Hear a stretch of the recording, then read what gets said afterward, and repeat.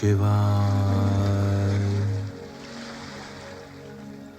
ओम नमः शिवाय।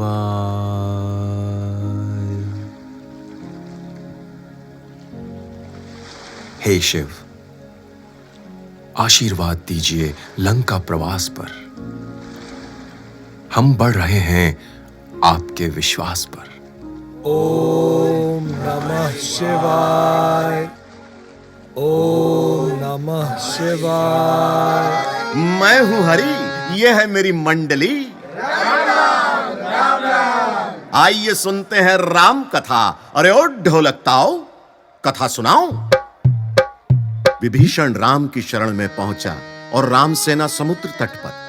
रावण विभीषण से अपने रिश्ते का सेतु तोड़ चुका था। ऐसे में विभीषण और उसके कल्याण के बीच के सेतु बने थे श्री राम। राम ने तट पर शिव आराधना की, फिर कई दिनों तक समुद्र देव से प्रार्थना की, किंतु याचना से काम ना हुआ।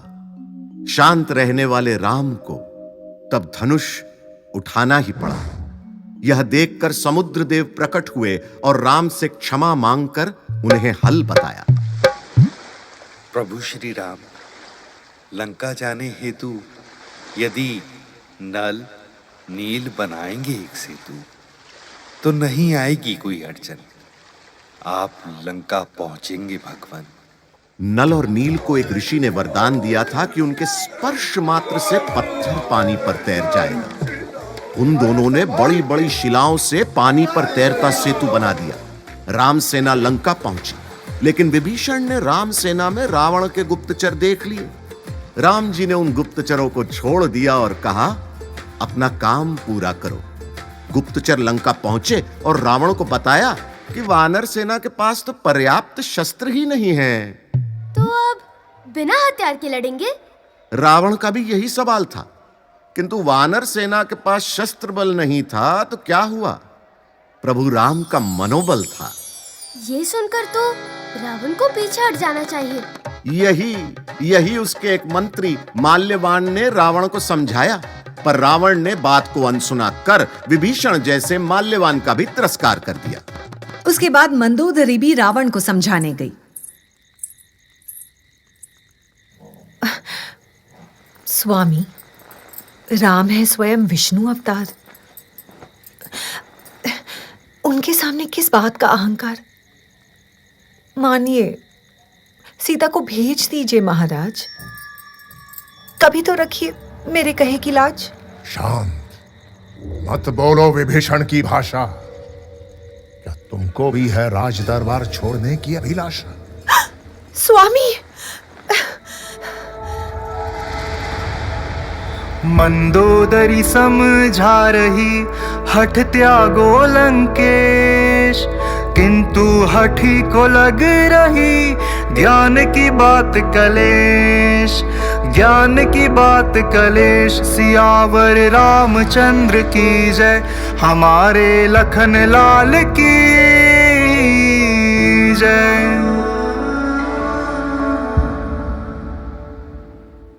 पिताजी, ऐसे तो रावण सबसे रिश्ता तोड़ लेगा। मूर्ख से समझदारी की बात करना यानी उससे दुश्मनी मोल लेना। विनाश काले विपरीत बुद्धि। रावण का विनाश काल यानी राम जी ने युद्ध छेड़ दिया? ना, अभी नहीं। अभी तो अंगद राम के शांति दूत बनकर रावण दरबार गए। अभिमानी लंकाधीश, श्री राम के आगे झुका लो शीश। सीता माँ को भेज दो ससम्मान, राम जी करेंगे क्षमा, होगा कल्याण। ए अंगद, मेरा बल कैलाश पर्वत भी जानता है। तू मेरे आगे राम का बल बखानता है? अरे बोलने से क्या होगा, बल दिखाओ। ये रखा मैंने पांव, इसे खिसकाओ। पहले रावण का एक सैनिक गया, अंगद का पांव न उठा। फिर एक एक करके बाकी सैनिक गए, अंगद का पांव फिर भी न उठा पाए। अंत में रावण खुद उठकर अंगद के पास आया। जैसे ही वह अंगद का पांव उठाने के लिए झुका, अंगद ने कहा, रावण, अहंकार से हुई है तेरी बुद्धि जड़। मेरे नहीं, श्री राम के पांव पकड़। रावण अब भी नहीं माना।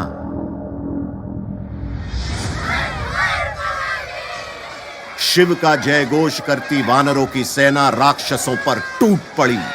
पहले ही दिन युद्ध में रावण के बेटे अतिकाय का संहार हुआ। अब आता है मेघनाद, जिसे भिड़ते हैं हनुमान, परंतु वह बार बार राम या लक्ष्मण से लड़ने की चेष्टा कर रहा था। तभी वहां लक्ष्मण आए। आ गया लक्ष्मण। हनुमान से लड़ाई में नहीं था कोई उल्लास, तेरे आने से आएगा अब इस युद्ध में रास। मेघनाथ, लो आ गया। अच्छा किया, आज मिलेगा तुझे यमलोक का पता। चल अब अपनी अंतिम इच्छा बता। युद्ध में बोलने का नहीं, लड़ने का है प्रावधान। मेघनाथ, हो जाओ सावधान।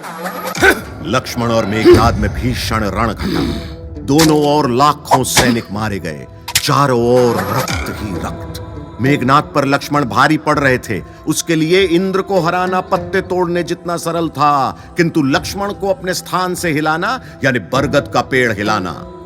मेघनाद ने माया से काम लिया। वीर घातनी शक्ति।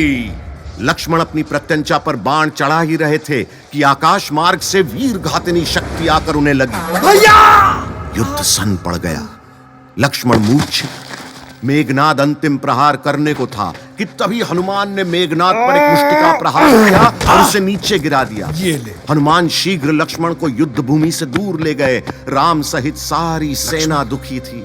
हनुमान लंका से एक वैद्य सुषेण को ले आए। वह बोला, यदि प्रभात से पहले द्रोणगिरी पर्वत से संजीवनी बूटी आएगी, वही बूटी ही लक्ष्मण जी के प्राण बचा पाएगी। राम ने आशा से हनुमान की ओर देखा। जामवंत ने पुनः हनुमान को बताया कि उनमें हर चुनौती को पार करने की क्षमता है। राम की आशा और जामवंत की प्रेरणा से हनुमान उड़े।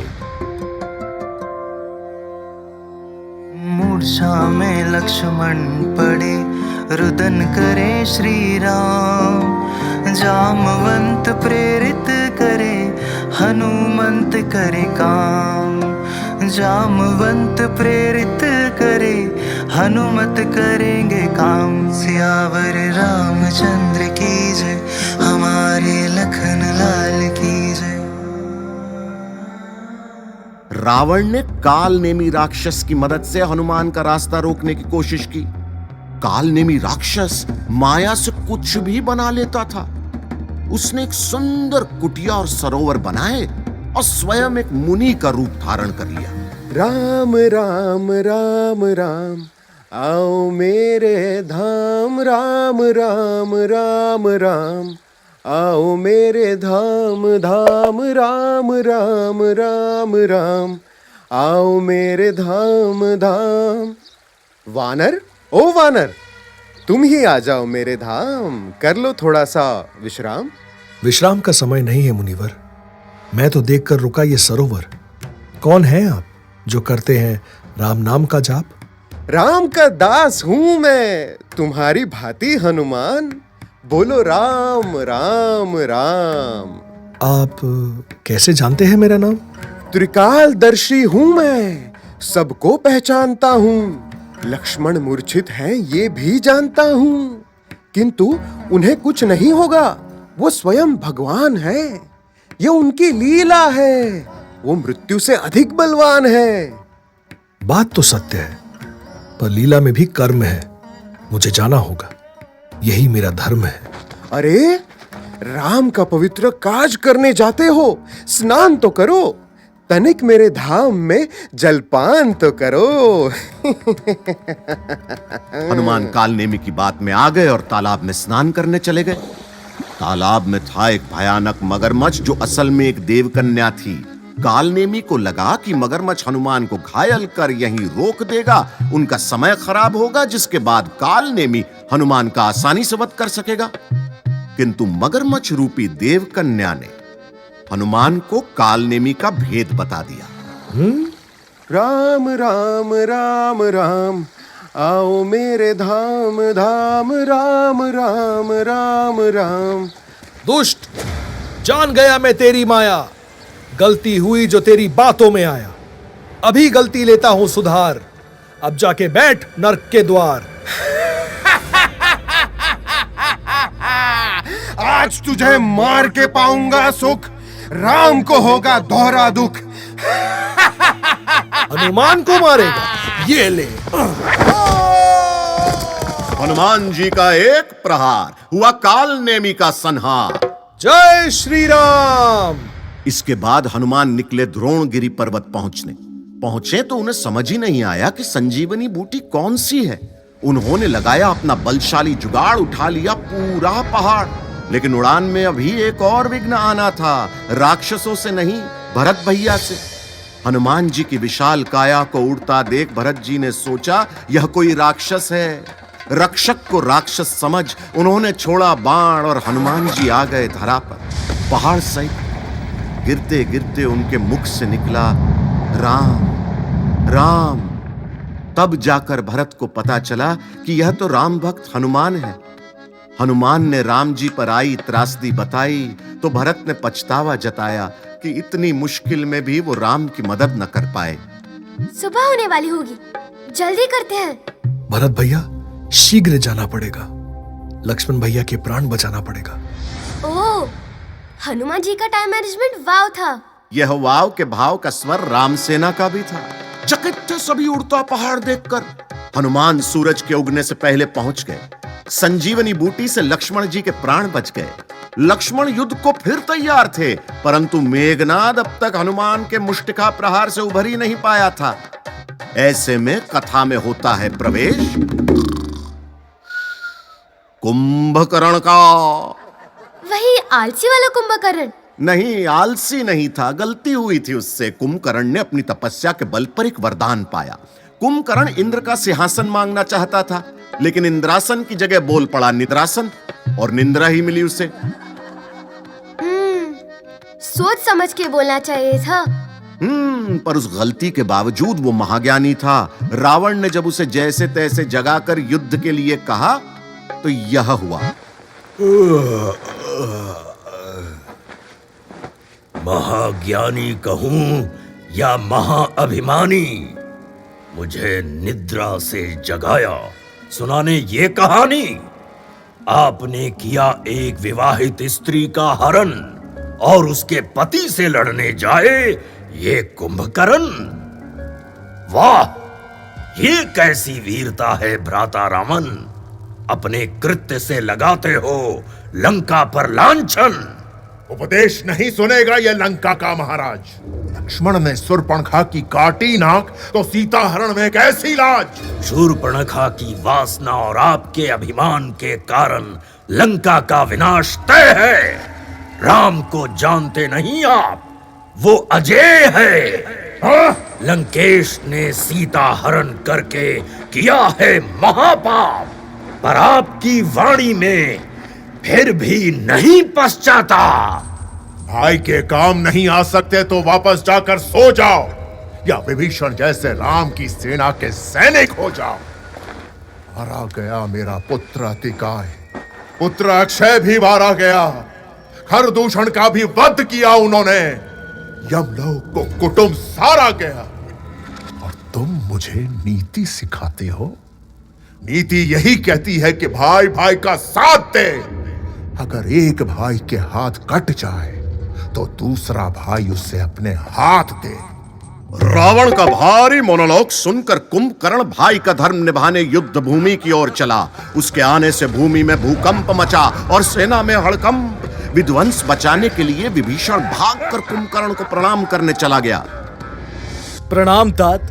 महाराज रावण ने लंका के हित में नहीं किया विचार। उनके आदेश से आए हैं आप, मेरी तरह होकर लाचार। राक्षस कुल की रक्षा करो, वरना तय हमारा पतन है। रावण को समझाओ कल्याण का केंद्र राम जी की शरण है। विभीषण, माना भ्राता रावण से हुई है गलती, लेकिन रणभूमि की गति भावनात्मक बातों से नहीं चलती।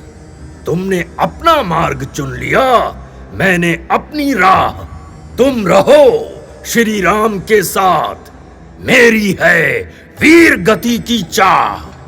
रघुनाथ की राह पर चलने वाले राक्षस कुल के भूषण कहलाओगे परम राम भक्त, किंतु रहोगे कलंकित विभीषण। अब शुरू किया लड़ना कुंभकर्ण ने। उसके कद के सामने पर्वत भी लज्जित हो जाएं। वानर सेना, भालुओं, वीरों के प्रहार कुंभकर्ण के आगे रेत के कण जैसे लगते थे। उसकी एक एक हलचल से दोनों सेनाओं के सैनिक घायल हो रहे थे। राम ने सोचा समय गवाया तो दोनों ओर के कई वीर प्राण छोड़ देंगे, और श्री राम कुंभकर्ण के आगे धनुष लेकर भागे। कुंभकर्ण बोला, क्या राम भी डर गए थे देखकर हड़कंप? जो आने में हुआ इतना विलंब? मेरे आगे ना अंगद और ना सुग्रीव की चली, हनुमान भी लगे बस नाम के बाहुबली। बालक समझकर छोड़ दिया लक्ष्मण को। राम तुम्हें देख के प्रसन्नता हुई मन को। कुंभकर्ण, तुम जान पड़ते हो ज्ञानी और वीर। जितना ऊंचा कद है बातें उतनी गंभीर। ससम्मान उठाता हूं मैं अपना तीर, बहुत धर चुका हूं अब तक धीर। राम तुम करो प्रहार, तुम्हारे प्रहार को मेरा नमस्कार। यह कहकर कुंभकर्ण बड़े बड़े पहाड़ उठाकर श्री राम पर फेंकने लगा। राम जी अपने एक बाण से उन पहाड़ों को चकनाचूर कर देते। दोनों में कई प्रकार के अस्त्र शस्त्र के साथ विकराल युद्ध हुआ। राम जी को समझ आ गया कि इसका बल इसके भारी भरकम शरीर में है, यानी शरीर के हर अंग को शरीर से अलग करने पे ही कुंभकर्ण की हार होगी। जैसे ही कुंभकर्ण ने अपने दाएं हाथ से पहाड़ उठाया तो राम जी ने अपने तीर से उसका हाथ उखाड़ फेंका। फिर कुंभकर्ण ने अपने बाएं हाथ से पहाड़ उठाया, राम जी ने अपने तीर से उसका दूसरा हाथ भी उखाड़ दिया। इसके बाद रघुनाथ जी ने अपने एक तीर से कुंभकर्ण का सर धड़ से अलग कर दिया। कुंभकर्ण का सर जाकर गिरा सीधे रावण के दरबार में। रावण हुआ भयभीत। यह थी राम जी की सेना की बड़ी जीत। सियावर रामचंद्र की जय। भाई का धर्म निभा गया कुंभकर्ण विद्वान। राम विभीषण और लखन करते सब सम्मान, करते सब सम्मान। सियावर रामचंद्र की जय, हमारे लखन लाल की जय।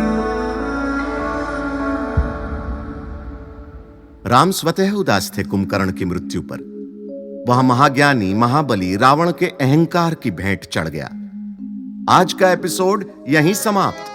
तो बताओ क्या है आज की सीख? विभीषण जैसा विवेकी पुरुष आपके परिवार में होना चाहिए, ताकि जब मुखिया की मति मारी जाए तो विभीषण का ज्ञान काम आए। महान संत कबीर ने भी कहा था, निंदक नेरे राखिए आंगन कुटी छवाए, बिन पानी साबुन बिना निर्मल करी सुभाए। यानी निंदा करने वाले आसपास रखो, वो बिना पानी और साबुन के ही हमारा स्वभाव साफ कर देते हैं। माल्यवान जैसा मंत्री भी राज दरबार में होना चाहिए, जो राजा का नहीं राज्य का भला सोचे। राजा आते जाते रहते हैं, राज्य सुचारू रूप से चले ये भी जरूरी है। राजा को दंभ में अपने ऐसे मंत्री को बर्खास्त नहीं करना चाहिए जो उसकी निंदा करता हो। अब आपका पार्टनर आपको कोई रास्ता दिखाए तो देखना चाहिए। हो सकता है ना कि वो आपका हित चाह रहा हो। ईगो में ना सुनना, वो रावण का गुण है। रावण ने अपनी पत्नी की एक बात नहीं मानी, वरना आज कुछ और ही होती लंका की कहानी। ये हबी लोग ना बीवियों की सुनते ही नहीं है। सही और सटीक। अच्छा, अब मैं नहीं और हबी लोग। देखिए, उससे किनारा नहीं करना चाहिए जो आपकी निंदा करे या आपके काम में त्रुटि निकाले। वही तो आपके शुभचिंतक हैं। फायदा उठाने वाले हमेशा तारीफ करेंगे। तो इस कहानी का सार यही है कि कोई अपना आपकी गलती दिखाए तो मानिए उसका आभार, न करिए उसका तिरस्कार। यही सीख रावण के भी आ सकती थी काम, बट इट्स टू लेट। तो बोलो राम मसीहा राम मसीहा राम जय जय राम। राम सिया राम जय जय राम। अपनों की आलोचना अमृत के है समान। शुभ चिंतक निंदा करे उसका कर सम्मान। शुभ चिंतक निंदा करे उसका कर सम्मान। सियावर रामचंद्र की जय,